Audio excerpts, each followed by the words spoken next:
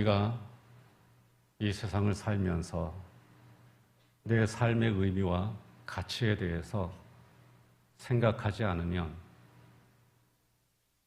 우리의 인생은 의미가 없는 것입니다. 우리가 가지고 있는 아름다운 가치와 삶의 의무를 추구하다 보면 현실의 장벽 앞에 우리가 부딪힐 때도 적지 않습니다. 이 현실적인 문제 때문에 우리가 이루고자 했고 이루고 싶었던 그러한 가치 있는 일들을 그만 포기해야 할 때도 있습니다. 그러나 포기하지 않고 끝까지 그것을 이루기 위해서 노력하는 열정, 그것을 이 드라마에서 낭만이다 이렇게 표현을 하고 있습니다. 원래 낭만이라는 말은 로망이라는 말에서 유래가 되었습니다. 그리고 로망이라는 말은 영어로 로맨틱이라고 이렇게 표현을 하는데, 글자 그대로 이 직역을 하면 로맨틱 그러면 여러분 어떤 사랑 이야기 뭐 이런 게 생각이 나잖아요. 그런데 이 로맨틱이라고 하는 말을 글자 그대로 해석을 하면 로마스럽다는 의미입니다. 로마 사람스럽다. 그러면 로마스러운 것이 무엇인가? 무엇을 로마스럽다고 하는가?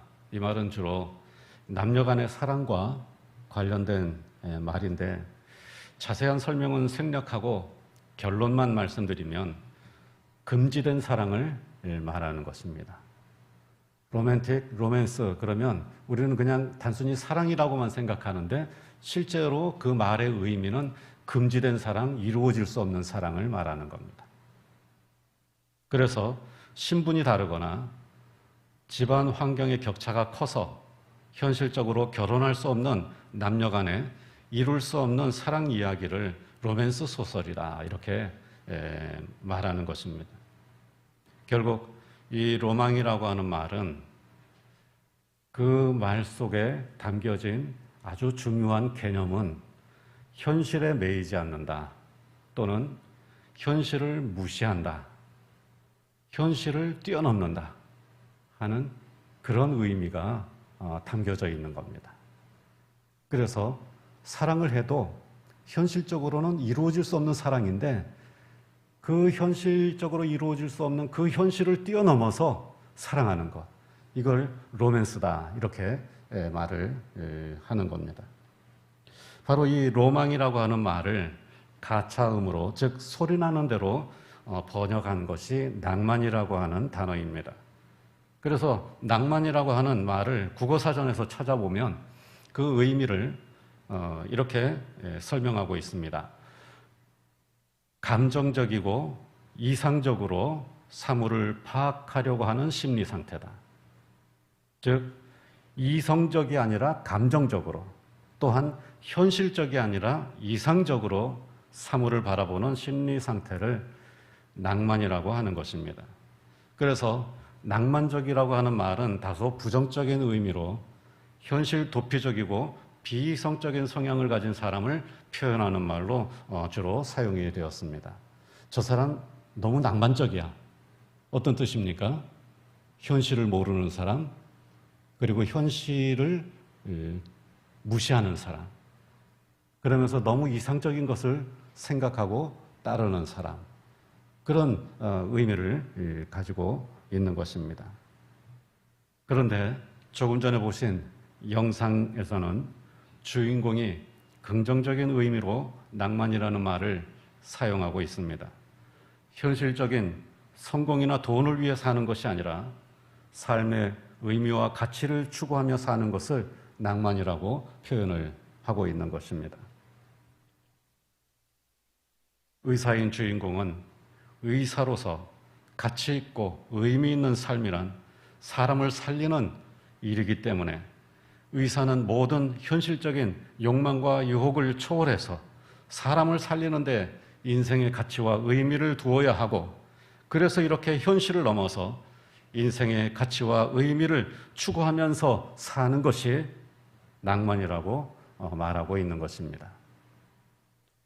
오늘 제가 기독교 낭만에 대하여라고 하는 제목으로 말씀을 전할 때 낭만의 의미는 바로 그런 의미입니다. 낭만이란 현실을 넘어서 인생의 가치를 추구하는 것이다. 현실을 넘어서 현실에 매이지 않고 인생의 의미와 가치를 추구하는 것. 여러분, 그렇게 살면 참 멋있겠죠. 자, 그러면 오늘 우리만의 기독교 낭만을 한번 정의를 해보겠습니다. 기독교 낭만이란 현실을 넘어서 믿음 안에 있는 인생의 가치를 추구하는 것이다. 이 말을 좀 더 자세하게 표현하면 이렇게 말을 할 수 있습니다. 기독교 낭만이란 현실적으로 이루어질 수 없을 것 같은 신앙의 가치를 이루기 위해 현실을 뛰어넘어 이루어가는 열정이다. 어떻습니까? 여러분, 그렇게 살고 있습니까? 현실적으로 이룰 수 없을 것 같은 우리의 신앙적 가치를 이루기 위해서 모든 현실을 뛰어넘으려고 노력하는 그런 열정을 가지고 있습니까? 그런 열정이 있다면 여러분은 낭만적인 사람입니다. 여러분도 현실을 넘어서 인생의 가치를 추구하는 낭만적인 기독교인이 되시기를 주의 이름으로 축원합니다. 사실 저도 목사가 되려고 결심했을 때에는 이런 낭만이 있었어요. 모든 현실을 뛰어넘을 수 있는, 현실 속에서는 이룰 수 없을 것처럼 보이는 하나님 나라의 가치와 우리 신앙의 가치들을 어떻게든지 이루기 위해서 이 현실을 뛰어넘는 그런 신앙적 열정이 있는 그런 목사가 되고 싶다.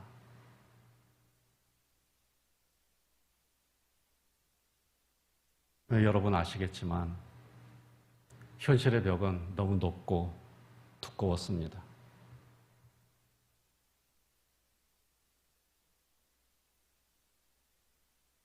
그러나 여러분, 저는 여전히 그 벽에 문이 있다고 생각하고 그 벽을 향하여 제 삶을 부딪혀 나가겠습니다. 비록 이 현실 속에서는 교회가 부패했고 목사가 타락했고 여러 가지 현실적으로 뛰어넘을 수 없는 그런 벽들이 있다고 생각을 하지만, 그러나 여전히 내가 목사가 되기 전에 가지고 있었던 하나님 나라의 가치와 우리의 신앙의 가치와 교회의 가치를 실현하기 위해 어떻게 해서든지 그 현실의 벽을 뚫고 나가보겠다고 하는 그런 열정을 포기하지 않을 것입니다. 물론 그 열정이 때로는 작아지기도 하고 때로는 식어지기도 하겠지만, 그러나 그 열정 자체를 포기하지 않을 것입니다. 교회는 하나님 우리 아버지를 우리의 아버지로 모시고 그분의 사랑과 은혜 가운데에서 함께 믿고 신뢰하면서 서로 사랑하면서 하늘의 뜻이 우리 가운데 이루어지고 땅에 이루어지도록 헌신하는 그런 열정을 가진 사람들의 공동체입니다. 교회는 조직체와 다릅니다. 교회는 결코 비판이나 견제를 통해서 바로 세워지는 것이 아니라 우리 하나님 아버지 안에서 우리 모두가 형제자매로 서로 믿고 신뢰하면서 사랑하면서 하나님의 뜻이 우리 안에서 이루어지도록, 그 뜻이 비록 현실 속에서는 이루어질 수 없을 것처럼 보이지만 그래도 끝까지 이 현실을 뛰어넘어서 그것을 이루어 보겠다고 달려가는 열정, 그 열정을 가진 사람들이 모여있는 공동체가 교회인 것입니다. 저와 여러분 모두가 다 현실 속에서는 이루어질 수 없을 것처럼 보이는 하나님 나라의 가치와 우리의 믿음의 가치와 교회가 가진 그 가치를 이 현실 가운데서 이루기 위해서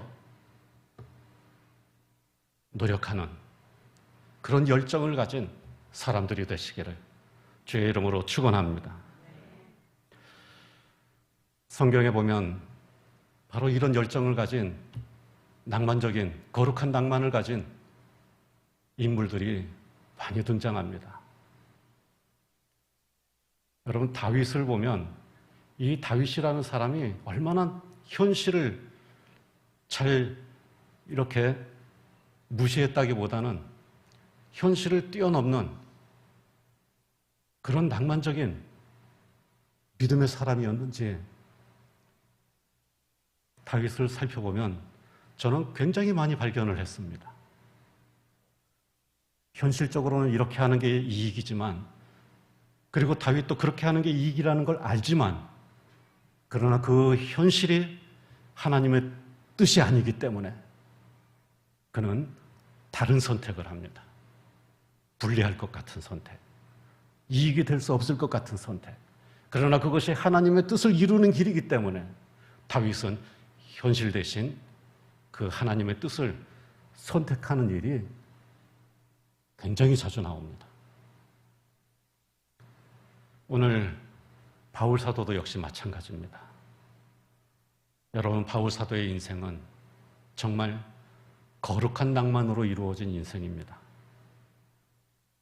오늘 말씀의 배경을 보면 3차 선교 여행을 마치고 예루살렘에 온 바울 사도는 유대인들의 난동으로 맞아 죽을 위기에 처했습니다.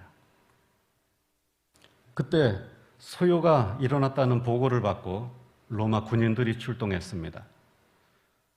로마군은 우선 바울 사도를 체포하고 신문했지만 특별한 죄를 찾을 수가 없었습니다. 그런데도 유대인들은 바울 사도에 대한 고소를 취소하지 않고 계속해서 그 바울 사도를 죽여야 된다고 데모를 하면서 소란을 피웠습니다.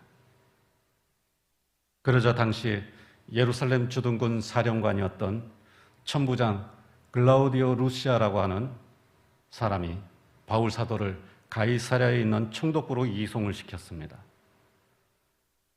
총독부 감옥으로 이감된 바울 사도는 거기서 2년 동안 제대로 판결을 받지 못하고 그냥 기소 상태로 죄수 생활을 해야 했습니다. 왜냐하면 죄가 없었지만 유대인들이 극렬하게 바울 사도를 고발하면서 죽이려고 했기 때문에 이러지도 못하고 저러지도 못하는 겁니다.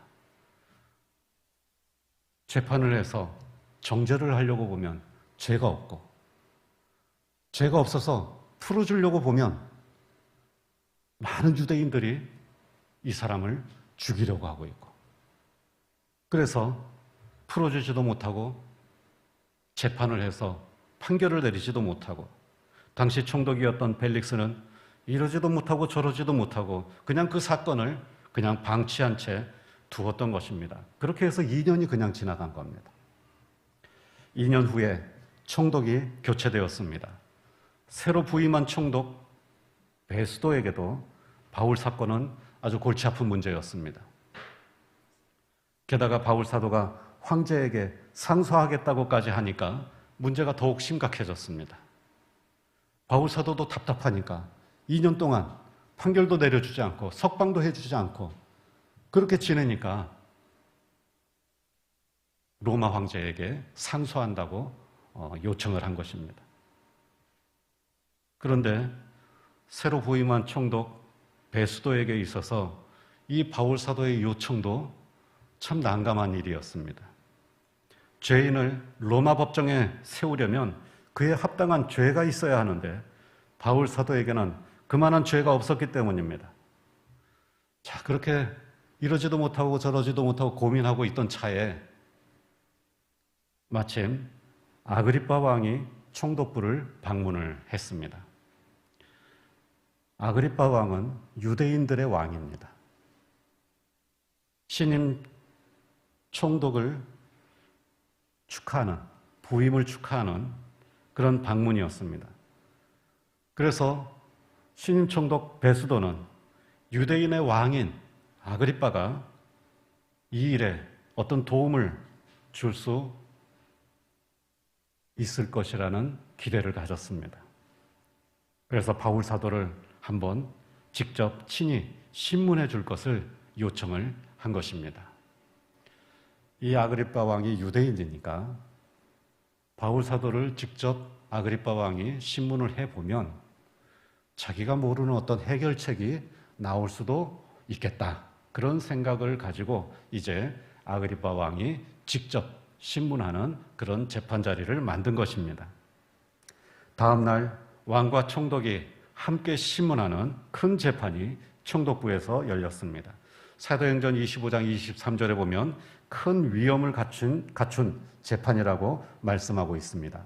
우리 한번 화면 보면서 함께 읽겠습니다. 이튿날 아그리빠와 버니게가 크게 위엄을 갖추고 와서 천부장들과 시중의 높은 사람들과 함께 접견 장소에 들어오고 베수도의 명으로 바울을 데려오니. 자, 여기 보면 아그리빠와 버니게는 아그리빠의 여동생입니다. 왕의 의전에 맞추어서 모든 지휘관과 고관 대작이 배석하고 유명 인사들까지 초청한 자리에 쇠사슬에 묶인 죄수가 불려 나왔습니다. 왕과 총독 그리고 각지에서 소집된 지역 사령관들과 총독부의 고위 인사들의 시선이 바울 사도에게 집중이 되었습니다. 아그리빠 왕은 17살의 왕위를 물려받은 20대 초반의 젊은 왕이었습니다. 젊었기 때문에 가능한 한 위험 있게 보이려고 항상 더 거만한 태도를 가지고 있었습니다. 이 아그리빠 왕은 거만한 눈으로 바울 사도를 내려다보고 있었습니다. 왕의 옆에는 화려한 옷과 보석으로 치장한 왕의 여동생 버니게가 앉아서 바울 사도를 내려다보고 있었습니다. 버니게는 젊은 나이에 벌써 결혼에 2번이나 실패하고 오빠와 함께 살고 있었습니다. 이런 상처 때문에 버니게는 어디서나 더욱 거만한 자세로 사람을 대하고 화려한 것을 좋아했다고 합니다. 자, 그들 앞에 바울 사도가 서 있습니다. 벌써 60이 다 되었습니다. 제 나이 또래입니다. 그런데 2년 동안의 감옥 생활로 그의 외모는 더욱 초라해졌습니다. 요즘은 60살 돼도 뭐 이렇게 나이가 늙었다 이렇게 안 보이죠. 하지만 그 당시에 60살이면 살 만큼 산 나이입니다. 그야말로 노인이죠. 그리고 2년 동안 감옥 생활을 했으니까 얼마나 그 행색이 초라했겠습니까? 2손은 묶이고 2발에는 쇠고랑도 채워져 있습니다. 누가 봐도 정말 하찮은 존재입니다. 그러나 바울 사도의 눈은 여전히 빛나고 있었고 그의 입술에는 여전히 자신감이 넘쳐 있었습니다. 그는 자신 있게 자기의 믿음을 간증하면서 그 자리에서 복음을 전했습니다. 사도행전 26장 22절, 23절 말씀을 바울 사도의 마음으로 한번 같이 읽어보겠습니다. 하나님의 도우심을 받아서 내가 오늘까지 서서 높고 낮은 사람 앞에서 증언하는 것은 선지자들과 모세가 반드시 되리라고 말한 것밖에 없으니 곧 그리스도가 고난을 받으실 것과 죽은 자 가운데서 먼저 다시 살아나사 이스라엘과 이방인들에게 빛을 전하시리라 함이니이다. 당당하게 그들 앞에 서서 복음을 전하고 있습니다. 여기까지 말하자 베스도 총독이 말을 끊고 큰 소리로 꾸짖었습니다. 바울아, 내가 미쳤도다. 바울 사도가 그 당시로 학력이 아주 좋았거든요. 베스도 이미 바울 사도의 신상을 다 파악을 했을 겁니다. 로마 시민이었습니다. 특권층이었습니다. 그리고 많이 배웠습니다. 학벌도 좋았습니다. 그런데 지금 이런 소리를 하고 있으니까 베스도 총독이 소리를 쳤습니다. 너 미쳤구나. 그러자 바울 사도는 그래도 기죽지 않고 당당하게 말했습니다. 베스도 각하여, 내가 미친 것이 아닙니다. 참되고 온전한 말을 하고 있습니다. 그러면서 아그리파 왕에게로 시선을 돌리면서 왕 앞에서 말했습니다. 내가 왕에게 담대히 말씀드립니다. 왕께서도 이 일을 다 알고 계시지 않습니까? 이미 다 알려진 일이 아닙니까? 선지자를 믿으시는 분이 왜 선지자들이 전한 이 말을 믿지 않으십니까? 저는 왕께서도 제 말을 믿으시리라고 생각합니다. 베스도 총독이 볼 때 지금 이 바울 사도는 전혀 비현실적인 얘기를 하고 있는 거예요. 지금 재판을 받으면 자기가 왜 무죄인지를 증명을 해야지, 사실을 얘기를 해야지, 지금 이런 복음에 대해서, 종교에 대해서, 신앙에 대해서 얘기하는 것이 무슨 도움이 되는 겁니까? 너무나도 비현실적이고 현실을 무시하는 그런 이상적인 그런 얘기를 하고 있으니까 네가 미쳤구나. 그러나 바울 사도는 계속해서 이번에는 왕을 향하여서 복음을 전하는 것입니다. 그러자 왕이 이렇게 말합니다. 네가 몇 마디 말로 나를 그리스도인이 되게 할 수 있다고 생각하느냐? 그래도 바울 사도는 담대하게 말합니다. 이 말이 중요합니다. 화면을 보면서 함께 읽어보겠습니다. 말이 적으나 많으나 당신뿐만 아니라 오늘 내 말을 듣는 모든 사람도 다 이렇게 결박된 것 외에는 나와 같이 되기를 하나님께 원하나이다. 네, 얼마나 당당하고 얼마나 멋있습니까? 이게 기독교 낭만입니다. 기죽지 않는 겁니다. 초라해도 기죽지 않습니다. 묶여 있어도 위축되지 않습니다. 세상 권력 앞에 엎드리지 않습니다. 오히려 믿음 안에 있는 내 인생이 가치 있는 인생이라고 당당하게 말할 수 있습니다. 이것이 거룩한 낭만입니다. 바울 사도는 거룩한 낭만이 있는 사람입니다. 현실 세상의 권세와 화려함에 굴복하지 않는 거룩한 낭만이 있었습니다. 세상 사람들의 무시와 격려를 극복할 수 있는 거룩한 낭만이 있었습니다. 자기 인생을 스스로 가치 있게 여기는 거룩한 낭만이 있었습니다. 그리스도인은 이런 거룩한 낭만이 있어야 합니다. 바울 사도는 믿음 안에 있는 인생의 가치를 추구하기 위해 세상의 자랑, 육체의 자랑, 현실의 자랑을 버렸습니다. 그래서 빌립보서 3장 8절에서 이렇게 고백합니다. 우리 한번 같이 읽어보겠습니다. 나는 전에 내가 좋다고 여기던 것을 지금은 해로운 것이라고 여기게 되었습니다. 왜냐하면 내 주 그리스도 예수를 아는 지식이 훨씬 가치 있기 때문입니다. 나는 그리스도를 위해 모든 것을 버렸습니다. 예수 그리스도를 얻기 위해 그 모든 것을 쓰레기처럼 여겼습니다. 여러분, 얼마나 비현실적인 말입니까? 그러나 바울 사도는 자신의 인생의 믿음 안에 있는 그 인생의 가치를 가장 소중한 것으로 여기고 그 가치를 이루기 위해서 열정을 바쳤습니다. 바울 사도가 예수님을 만난 후에 그에게 일어난 가장 중요한 변화는 현실적인 성공과 자랑을 중요하게 생각하지 않는 것이었습니다. 현실적으로 사람들이 좋다고 생각했던 것, 가문, 지식, 혈통, 로마 시민권, 능력, 이런 것들이 결국 중요한 것이 아니라는 사실을 깨달았습니다.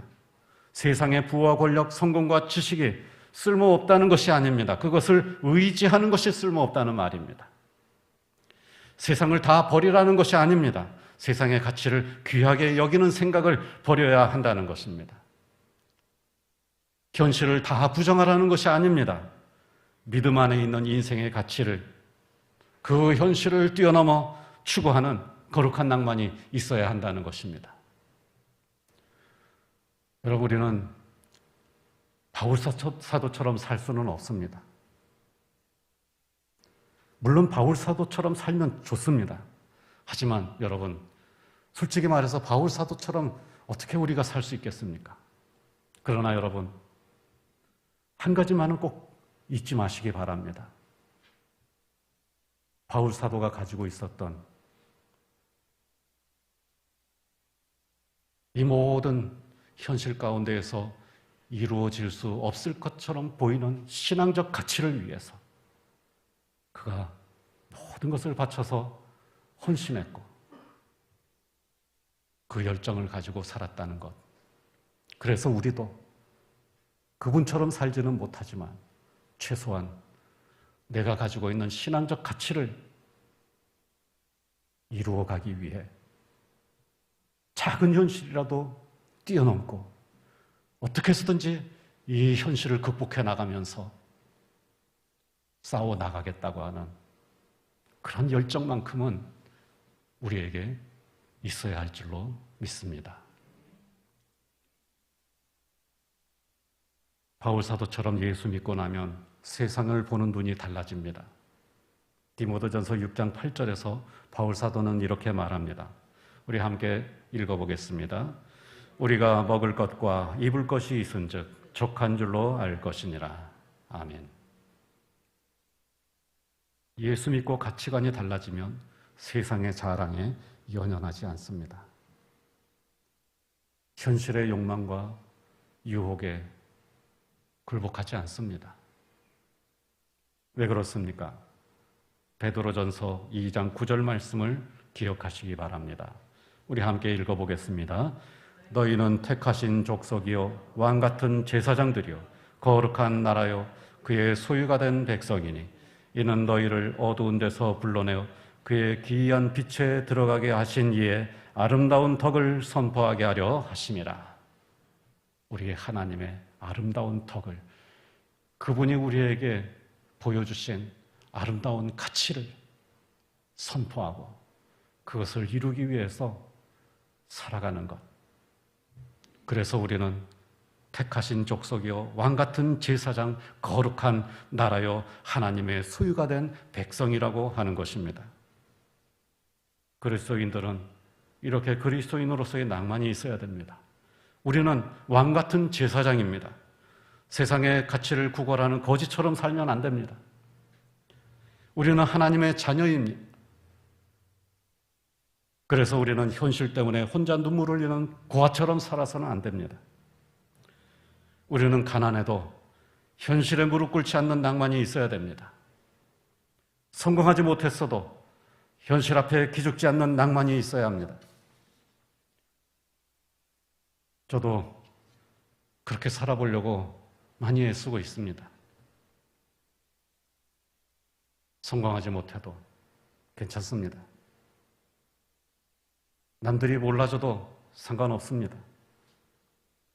중요한 것은 내 안에 있는 나의 믿음의 가치, 그 하나님의 나라의 가치를 이 현실을 뛰어넘어 얼마나 실현할 수 있을 것인가. 정말 젊었을 때는 그 문제로 많은 시간을 고민했습니다마는 자꾸 나이 들면서 그런 문제로 고민하는 시간이 점점 줄어들기 때문에 사실은 제 스스로 안타깝다는 생각을 하고 있습니다. 그래도 여전히 저는 이 생각을 포기하고 싶지 않습니다. 그저 그런 대로 그럭저럭 살고 싶은 생각 없습니다. 우리 거룩한 낭만, 그것을 온전히 회복하고 그 믿음으로, 그 열정으로 살아갈 수 있기를 바랍니다. 찬송가를 불러보면 그런 이 낭만 찬송이 참 많습니다. 얼마나 멋있는지 몰라요. 우리 마음속에 있는 그 열정을 다시 부리듯 다시 되살려주는 그런 찬송들이 얼마나 많은지 모릅니다. 저는 내 영혼이 은총 입어 이 찬송을 정말 좋아합니다. 그 가사를 한번 보세요. 우리 한번 불러볼까요? 내 영혼이 은총 입어 중한 죄짐 벗고 보니 슬픔 많은 이 세상도 그 어디나 하늘나라 높은 산이 거친 들이 초막이나 궁궐이나 내 주 예수 모신 곳이 그 어디나 하늘나라 할렐루야 찬양하세 내 모든 죄 사함 받고 주 예수와 동행하니 그 어디나 하늘나라. 아멘. 이 얼마나 낭만적인 찬송입니까? 슬픔 많은 이 세상도 그 어디나 하늘나라. 높은 산도 거친 들도 그 어디나 하늘나라. 초막이나 궁궐이나 내 주 예수 모신 곳이 그 어디나 하늘나라. 주 예수와 동행하니 그 어디나 하늘나라. 여러분, 낭만적인 성도들이 되시기를 축원합니다. 저는 목회를 하면서 이런 거룩한 낭만을 가진 성도들을 많이 만나는 복을 받았습니다. 제가 이 말씀 준비하면서 생각나는 분이 계시는데, 홍성교회에서 부목사로 심우할 때 아주 가난한 여자 집사님이 한 분 계셨어요. 그 포방터 시장, 그 골목 여기저기 이동하면서 노점상을 하는 분입니다. 그런데 노점상도 이렇게 가판대 설치할 정도가 아니라 그냥 이렇게 보자기 깔고 하는 그런 노점상입니다. 그런데 어느 날 구청에서 일제 단속이 나와가지고 노점상 다 이렇게 청소를 해버렸어요. 이제 앞으로 한동안 그런 일 못합니다.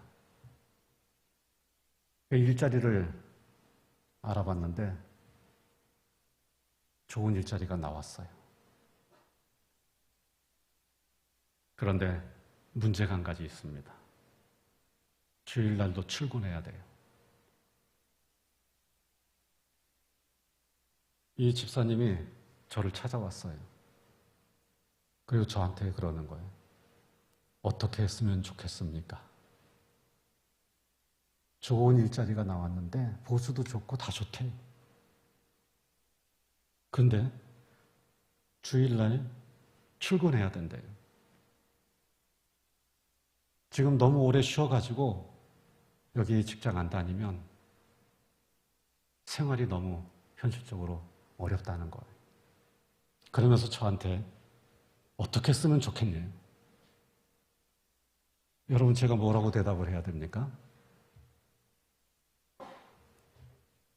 그래도 현실 중요하니까 현실적으로 여기 이 회사 못 가면 힘들지 않습니까? 그러니까 그냥 다니세요. 목사가 이런 말 할 수 있습니까? 마음속으로는 그래요. 마음속으로는 현실적으로 힘든데 사실 인간적으로 와서 다니라고 그래야 될 것 같은데 그런 생각은 들어요. 하지만 생각만 할 뿐이지 그 말하면 안 되죠. 목사가 그런 말 하면 안 됩니다. 그렇다고 해서 정말 먹고 살기도 힘든 지경인데 집사님 주의를 지켜야 됩니다. 거기 회사에 일하시면 안 됩니다. 하나님께서 책임져 주실 것입니다. 이렇게 말해야 되겠죠? 그런데 사실은 이렇게 말하는 것도 쉬운 일이 아닙니다. 만약에 하나님이 책임 안 져주면 제가 책임질 겁니까? 어때요? 야, 뭐라고 말을 못 하겠더라고요. 그래서 제가 뭐라고 했는지 아세요? 집사님, 저는 목사니까 주의를 지키는 것이 옳다고 생각합니다. 하지만 집사님께서 기도하시고 선택하시기 바랍니다. 제가 아주 이렇게 싹 빠져나갔어요. 하지만 저로서는 또 최선의 말이었습니다. 그런데 말이죠. 이분이 기도하시고 결정을 내렸는데 어떻게 결정을 내렸을까요? 그 다음 주일날 저한테 오시더니 목사님, 저 그 회사 안 가기로 했어요. 주의를 지키는 게 먼저라는 생각이 들었어요. 제가 그 믿음 지키기 위해서 여태까지 이 세월을 믿음 가지고 힘겹게 살아왔는데 이제 와서 그걸 포기할 수는 없어요. 하나님께서 어떻게 해주시겠죠? 그러는 거예요. 할렐루야. 네. 참 대단하신 분이에요. 그런데 바로 그 즈음에 교회 청소하시던 분이 사임을 하셨어요. 그래가지고 이분이 그 뒤를 이어서 교회 관리직원으로 채용이 돼가지고 지금까지도, 지금 권사님이신데 지금까지도 일을 하고 계십니다.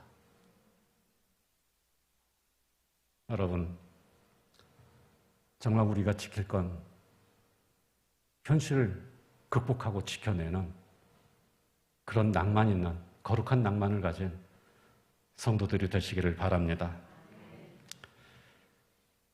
이 땅의 현실을 넘어 하늘을 바라보는 낭만적인 성도들이 되시기를 축원합니다.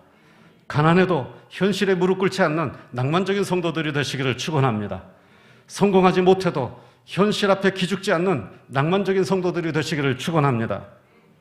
현실이 냉혹해도 믿음 안에 있는 내 인생의 가치를 추구하면서 열심히 사는 낭만적인 성도들이 되시기를 축원합니다. 여전히 이 땅의 현실은 부패와 불의로 가득하지만 하나님의 공의와 사랑이 실현될 하나님 나라에 대한 소망을 마음에 품고 헌신하는 낭만적인 저와 여러분들이 되시기를 주의 이름으로 축원합니다. 기도하겠습니다. 하나님 감사합니다. 은혜를 감사합니다. 비록 현실이 고달프고 또 이 현실의 벽을 뛰어넘기 힘들 때가 있지만 그러나 그 벽에 문이 있다고 생각하고 뛰어나갈 때 우리 하나님께서 문을 열어주시는 귀한 복이 있게 하여 주옵소서. 하늘나라의 가치와 또한 하나님께서 우리에게 주신 아름다운 믿음을 잘 지켜내는 하나님의 사람들이 되게 하여 주옵소서. 우리 주 예수 그리스도 이름으로 기도하옵나이다. 아멘.